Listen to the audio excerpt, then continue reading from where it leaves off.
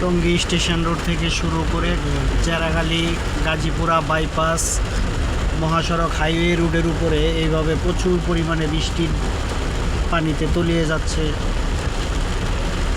গাড়ি ঘোড়া দেখেন বিভিন্ন জায়গায় সাইলেন্সারের ভিতরে পানি ঢুকে বন্ধ হয়ে পড়ে আছে। এতে তৈরি হয়েছে প্রচুর যানজট।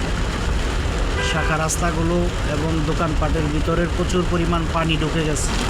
এই দেখেন পানির ঢেউ কত বড়, কীভাবে পানি রাস্তা অবরুদ্ধ করে ফেলছে পানিতে।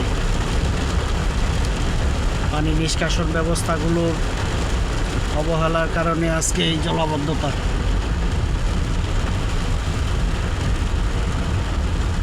দেখেন সমস্ত রাস্তায় পানি, দোকানে পানি, ফ্যাক্টরিতে পানি, রাস্তার ড্রেনগুলো ময়লা আবর্জনা দিয়ে ভরে গেছে বিদায় এই জলাবদ্ধতা।